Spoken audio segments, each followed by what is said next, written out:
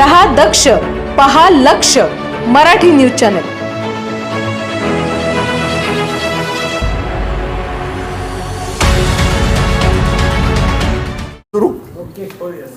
आज काही महत्त्वाचे विषयासंदर्भातली बैठक, 2-3 महत्त्वाचे विषय जिल्ह्यामधले होते। एक तर कराड विमानतळावरचं नाईट लँडिंगची सुविधा आणि विमानतळाचं विस्तारीकरण, अधिक मराठवाडी जो वांग मराठवाडी प्रकल्प आहे त्या प्रकल्पामध्ये अंशतः बाधित होणाऱ्या 2 गावातल्या 261 अंशतः बाधित कुटुंबियांच्या प्रकल्पग्रस्तांच्या पुनर्वसनासाठी विशेष बाब करून त्यांना निधी उपलब्ध करून देण्याचा प्रस्ताव होता। तिसरा विषय, ज्या संपूर्ण जिल्ह्यातल्या पवनचक्क्या आहेत की ज्या पवनचक्क्यांनी ठोस अंशतः अनुदान हे त्या ग्रामपंचायतीला द्यायचं आहे, प्रति मेगावॅट जेवढी वीज तयार करतात त्या प्रमाणामध्ये, तर त्याच्यामध्ये गेली अनेक वर्षापासून खूप मोठी विसंगती जाणवत होती। त्या संदर्भातला एक विषय। आणि चौथा विषय हा मोरणा गोरेगर प्रकल्पातल्या उजव्या आणि डाव्या तीरावरच्या जो ओपन कॅनल होते नियोजित, त्याच्याऐवजी बंदिस्त पाईपलाईन करून तिथल्या शेतीला पाणी देण्याची। तर या 4ही विषयांची बैठक संबंधित विभागाच्या अधिकाऱ्यांच्या बरोबर आज मी घेतली। एक झालेला निर्णय मी आपल्याला आजच्या बैठकीमधला सांगतो। कराड विमानतळाचं विस्तारीकरण आणि नाईट लँडिंगचा विषय हा खूप जुना आहे।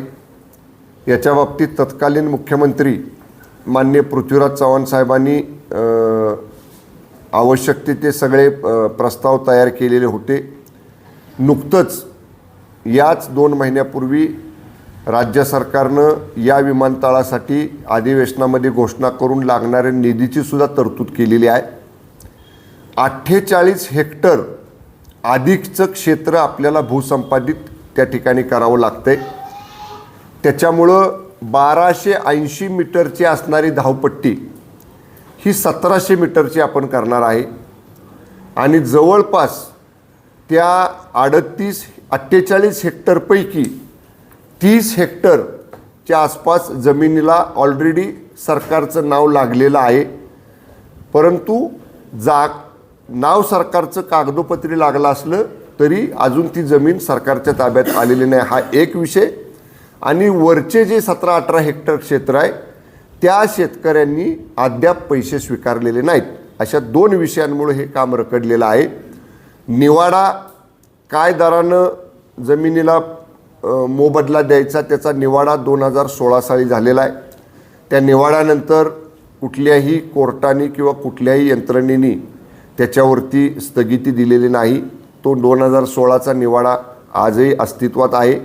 त्यामुळं आज बैठकीमध्ये असं ठरलं की 15 दिवसाची नोटीस, ज्या शेतकऱ्यांनी अद्याप रक्कम स्वीकारलेली नाही त्यांनी रक्कम स्वीकारावी, अन्यथा पुढची कारवाई जी सरकारला अधिकार आहे त्याप्रमाणे आम्ही करू।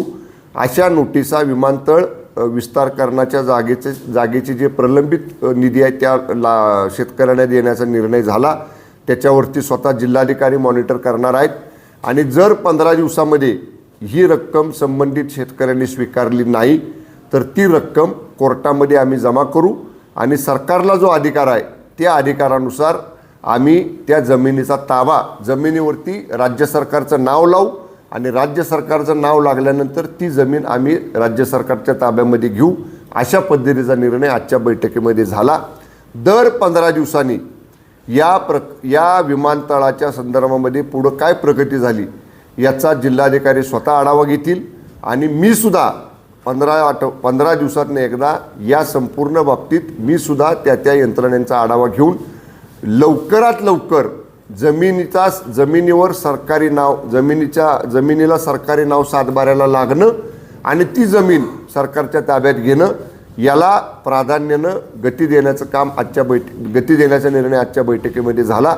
आणि त्याच्यासाठी लागणारा सगळा निधी हा राज्य सरकारनं मंजूर केलेला आहे। अजून सुद्धा निधी लागला तर माननीय मुख्यमंत्री महोदय आणि दोन्हीही उपमुख्यमंत्री महोदयांनी सांगितलेलं आहे त्याच्यासाठीचा निधी आपण राज्य सरकार उपलब्ध करून देऊ। हा एक नंबर। पवनचक्क्यांच्या बाबतीतला असा निर्णय झाला की एखाद्या ग्रामपंचायतीच्या हद्दीमध्ये किती पवनचक्क्या आहेत याची नोंद आज जरी ग्रामपंचायतीकडे असली तरी त्या पवनचक्कीनं किती मेगावॅट वीज तयार केली याचं क्रॉस व्हेरिफिकेशन जी वीज ज्या MSEBच्या फिडरला गेलेली आहे त्या पवनचक्कीचा नंबर आणि त्या फिडरमध्ये असणाऱ्या त्या पवनचक्की विद्युत निर्माण करणाऱ्या मीटरचा नंबर याचं क्रॉस व्हेरिफिकेशन हे जिल्हा परिषदेच्या यंत्रणेनं करायचं आहे, राज्य विद्युत मंडळाच्या आणि मेळाच्या अधिकाऱ्यांना हाताशी घेऊन. याचं कारण बऱ्याच ठिकाणी अशा तक्रारी आल्यात की ग्रामपंचायती हद्दीमध्ये उदाहरण म्हणून घ्यायचं झालं तर समजा 10 पवनचक्क्या आहेत, त्यातल्या 8च नोंदवल्या जातात आणि 2 नोंदवल्याच जात नाहीत. तर त्याच्यामध्ये जिल्हाधिकारी महोदयाने अशी सूचना केली की त्या सगळ्या पवनचक्क्यांचं जिल्ह्यातल्या जिओ टॅगिंग करायचा निर्णय आपण घेतला आहे आणि तशा सक्त सूचना जिल्हा परिषदेला आपण दिल्यात.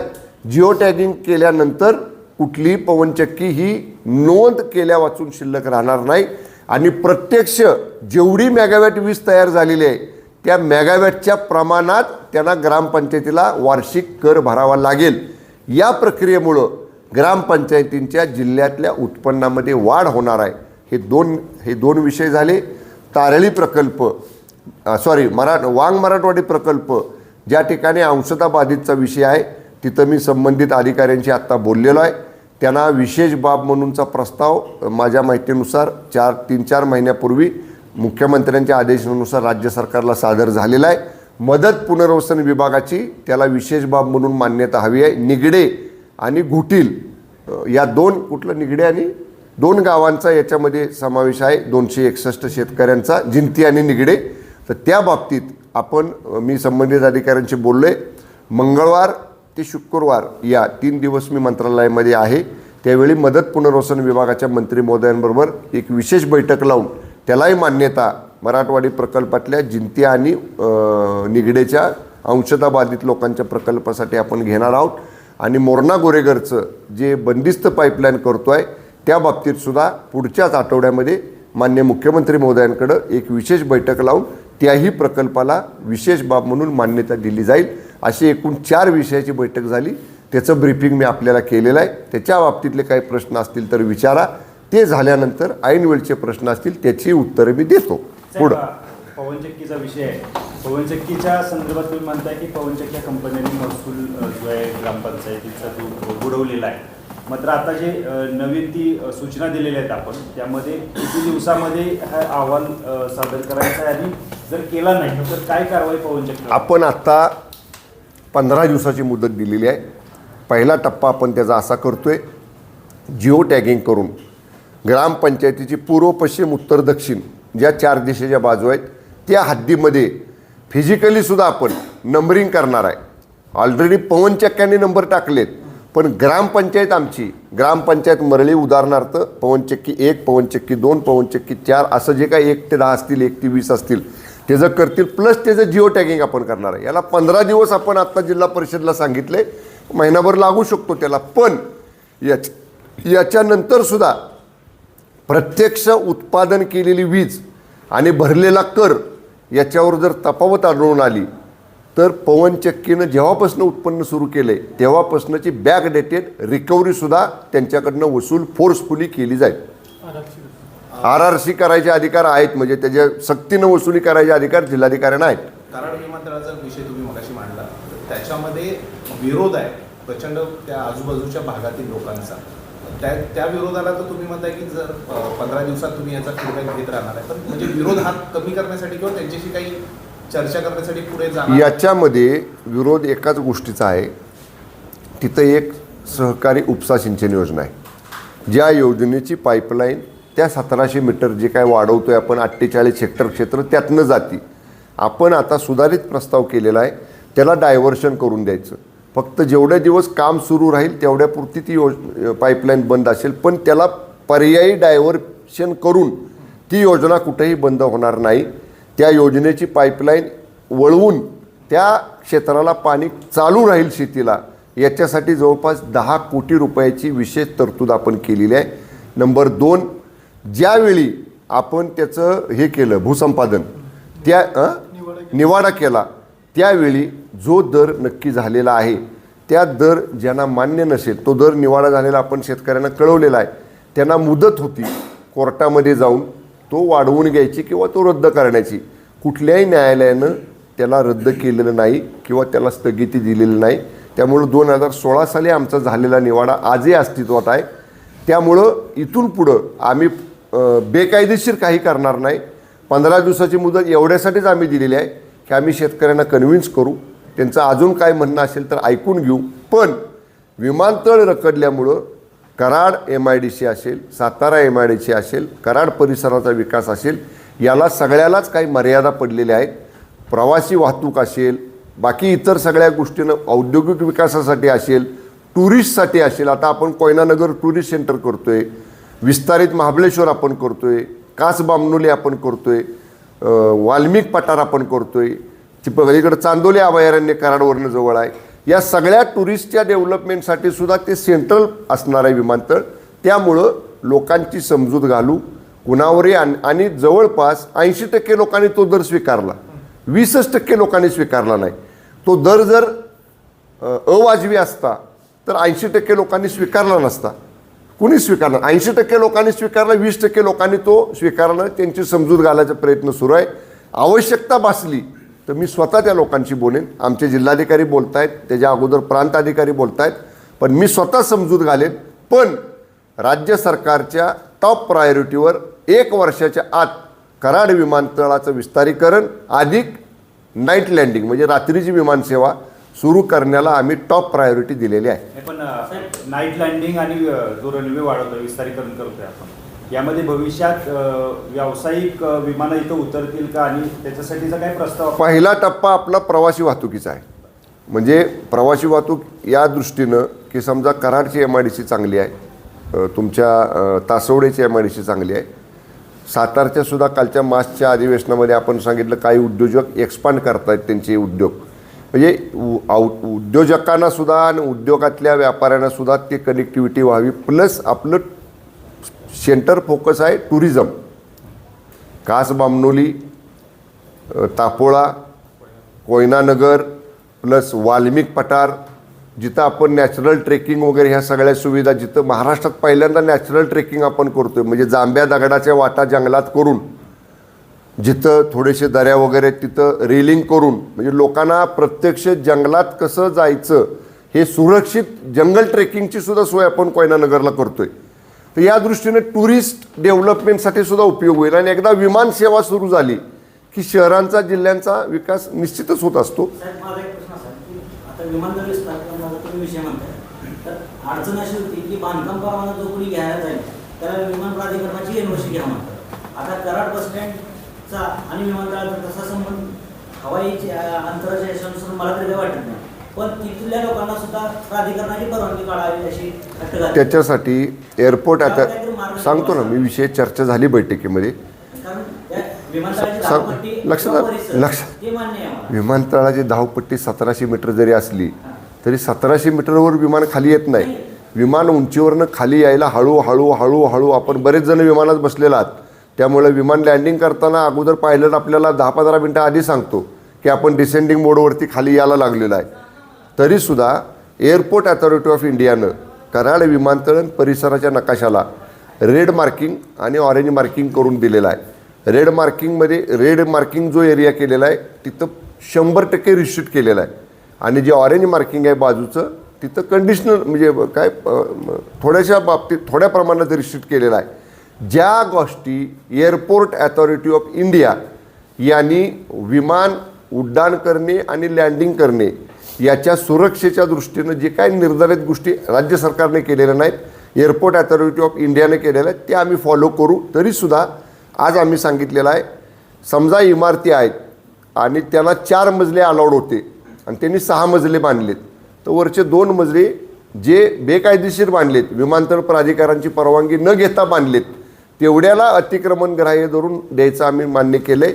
ज्या गोष्टी आत्ता पहिल्या टप्प्यामध्ये छोट्या विमानांना उतरायला त्रासदायक नसणार आहेत, त्या बाबतीत मोठी विमानं जेव्हा उतरायची सोय पुन्हा दुसरा टप्पा विस्तारीकरणाचा होईल त्यावेळी त्याचा विचार करू. पण आत्ता म्हणजे 15 सीटर काय किती सीटर विमान मला माहीत नाही, त्याचं तांत्रिक दृष्ट्या सांगतील, त्याला उतरण्यासाठी आणि लाईट लँडिंग करण्यासाठी जी काही एरिया एअरपोर्ट अथॉरिटी ऑफ इंडियानं निर्धारित केलेला आहे त्यातली अतिक्रमणं निष्कासित करण्याची सुद्धा नोटीस आपण देणार आहे.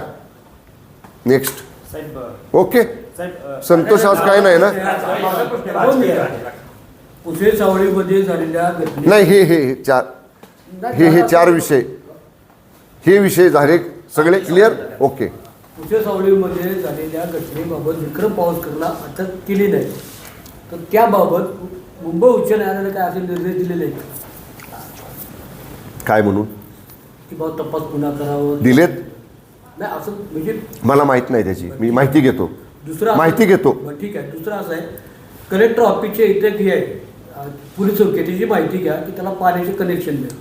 4 महिने झाले उद्घाटन. ओके मीच केले उद्घाटन. 4 महिने त्याला पाण्याचं कनेक्शन द्या. ओके देऊ, नक्की देऊ. येस. नारायण राणे मराठा आरक्षणाचा प्रश्न. नारायण राणेंनी आधी आत्ता दावा जो करताय ते म्हणजे मराठा आणि कुणबी वेगळे आहेत. मात्र नारायण राणेंच्या अध्यक्षतेखाली जी समिती होती त्याचे नारायण राणे जे अध्यक्ष होते तेव्हा त्यांनी त्यांच्या अहवालात असं म्हटलंय की मराठा आणि कुणबी एकच आहे. मग नारायण राणेंचे 2 वेगवेगळे दावे आहेत, सरकार पक्षातलेच ते आहेत, मग अशा पद्धतीचे दावे होत असले तर काय? आता प्रश्न निकाली निघाला मराठा आरक्षणचा. आता माननीय जरांगे पाटील साहेबांनी ज्या काय मागण्या शासनाकडे केल्या होत्या त्या बाबतीतला सुधारित GR सरकारनं, राजपत्र सरकारनं काढलं. जो काय अहवाल शिंदे समितीचा यायचा आहे तो प्राप्त करून फेब्रुवारी महिन्यात होणाऱ्या अधिवेशनात त्याच्यावर निर्णय घ्यायचं ठरलं. पूर्वीचं राणेसाहेबांचं मत आणि आत्ताचं राणेसाहेबांचं मत समजा याच्यामध्ये काही तफावत असेल तर सरकारचे प्रमुख हे तिघंजण आहेत, शिंदेसाहेब, फडणवीस साहेब आणि दादा, तिघंजणं राणेसाहेबांशी चर्चा करतील. पण सरकारमध्ये कुठेही विसंगती नाही. राज्य सरकार एका विचारानं हा निर्णय सरकारने घेतलेला आहे आणि सामंजस्यानं योग्य पद्धतीनं मराठा आरक्षणाचा विषय पूर्ण केल्याबद्दल माननीय शिंदेसाहेबांचं संपूर्ण मराठा समाजाच्या वतीनं अभिनंदन होते. स्वतः जरांगे पाटील साहेबांनी सांगितलं की शिंदेसाहेब मुख्यमंत्री होते म्हणूनच हे शक्य झालं. त्यामुळं आता मराठा समाज समाधानी आहे. आणि सुद्धा काही प्रश्न असतील तर ते सुद्धा माननीय शिंदेसाहेब सगळ्याच समाजाचे, केवळ मराठा समाजाचेच नाहीत, इतर समाजांची सुद्धा शिंदेसाहेबांच्यासारखा, माननीय शिंदेसाहेबांच्यासारखा सकारात्मक नेता राज्याचं नेतृत्व करत असताना कुठल्याही समाजावर अन्याय होणार नाही. जे अनेक वर्ष रखडलं होतं तो विषय जर शिंदेसाहेबांच्या नेतृत्वाखालचं सरकार योग्य पद्धतीनं सोडवत असेल तर इतर बाबतीत सुद्धा माननीय शिंदेसाहेब असेच योग्य निर्णय घेतील. ओके. रात्री 9 नंतर बाईक रायडर्स रस्त्यावर मोठ्या प्रमाणावर गाड्या रेस करून येतात. रात्री कालच एक भीषण अपघात झाला, तर त्याच्यावर ठोस कारवाई का होती? ते कुठल्या परिस्थितीत ते माहिती आहे ना तुम्हाला? ते नाईट त्यांच्यावर कारवाई करू आपण. म्हणजे आता SP माझ्याबरोबरच आहेत. नाईट पेट्रोलिंग तर ऑलरेडी आपलं असतंच, पण कसं आहे बघा, अनेक छोटे मोठे रस्ते असतात आणि नाईट पेट्रोलिंगला एखादा दुसरा अधिकारी असतो. एवढ्या मोठ्या शहरात, उपनगरात तरीसुद्धा नाईट पेट्रोलिंग अधिक वाढावं आणि असं कोणी आढळलं तर कडक कारवाई करावी अशा पद्धतीचे निर्देश पोलीस विभागाला मी देतो. साहेब, टी राजा किंवा नितेश राणे असतील यांच्यावर गुन्हे दाखल होऊनही अजूनही कारवाई होत नाही असं आरोप गृह मंत्रालयावर केला. सातारा जिल्ह्यात वरच्या लेवलचे प्रश्न आहेत. धोम ताडातलं पाणी उत्तर येऊन द्या. नाही, मला ते माहीत नाही कुठं गुन्हा दाखल झाला आहे, चितावणीकोर कुठं झाला तपासू ना आपण. समजा कुणी असेल बरं का, म्हणजे मी 2.5 वर्ष गृहराज्यमंत्री होतो, हा थोडासा गृह विभागाशी संबंधित प्रश्न आहे. आपण काय करतो की बाबा ते video clip, audio clip check करतो, कुठं केलं वक्तव्य, तिथल्या काही लोकांचे स्टेटमेंट घेतो आणि जर थोडं त्याच्यात तथ्य आढळलं तर मग आपण काय म्हणतो त्याला, पुढची कारवाई करतो, गुन्हा नोंद करणे किंवा काय करणे. या स्पेसिफिक बाबतीत नाही माझ्याकडे माहिती, पण तरीसुद्धा मी माहिती घेतो. पण असं होणार नाही एक पक्षाचा व्यक्ती म्हणून त्याला वेगळा नियम आणि दुसऱ्या पक्षाचा व्यक्ती म्हणून त्याला दुसरा नियम, असं शिंदेसाहेबांच्या नेतृत्वाखालच्या सरकारमध्ये होणार नाही. साहेब, नारायण राणेंची खासदारकीची टर्म संपत आली, फडणवीसांची त्यांनी भेट घेतली, काही खासदारकी मिळेल काय वाटतं तुम्हाला? मी 4-8 दिवस मुलाच्या लग्नाच्या गडबडीत होतो. तुम्ही हे प्रश्न विचारायला पाहिजे होतं मला की 3ऱ्या दिवशी मी कामाला लागलो, एवढं मोठं लग्न पार पाडून सुद्धा त्याचं काय विचारलंच नाही तुम्ही. त्यामुळं मुंबईत काय हालचाली चालल्यात माहीत नाही मला. मी चाललेलो आहे मुंबईला सोमवारी, मुंबईला गेलो की मग नक्की फडणवीस साहेब कोणाची भेट घेतली? फडणवीस साहेबांची ना. कारण दादा परवाच लग्नाला येऊन गेले राणे दादा. तुम्ही मला आधी विचारलं असतं तर मी तिथं विचारलं असतं साहेबांना, तुम्ही जाणार आहे का भेटायला, कुठल्या विषयासाठी जाणार आहे. हां, मी मुंबईला गेल्यावर दादा CM DCM साहेबांची भेट घेतो आणि सांगतो तुम्हाला. लग्न सोहळ्यात सर्व हां, आता जे नेते मंडळी होते ती बऱ्यापैकी पाहायला मिळाली. माझे सगळ्यांची मित्रत्वाचे संबंध आहेत आणि मी सर्वांना निमंत्रण दिलं होतं, सर्वजण आले. त्यामुळं तुम्ही मीडियाने चांगलं सहकार्य केलं, त्यामुळे एवढा उत्साहामध्ये चांगला लग्न सोहळा पार पडला. आणि तुमच्या सगळ्यांचं सहकार्य आहे आणि सगळ्यांचं सहकार्य मिळाल्यामुळंच चांगला माझ्या कार्यकर्त्यांनी खूप मेहनत घेतली. देसाई परिवार हा निमित्त होता. मी भाषणातसुद्धा उल्लेख केला की माझ्या तालुक्यानं आम्हाला कुटुंब मानलेलं आहे, आम्ही तालुक्याला कुटुंब मानलेलं आहे. त्यामुळं हा कौटुंबिक सोहळा होता. सगळ्यांच्या आशीर्वादानं, भगवंताच्या कृपेनं यशस्वीरित्या पार पडला. धन्यवाद.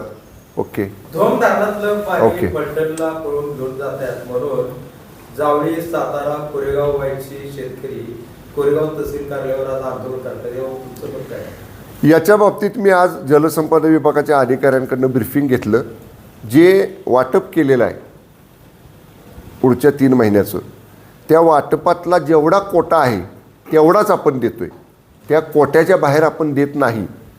त्यामुळं जादा पाणी दिलं असतं तर पळवून नेलं असं म्हणलं असतं.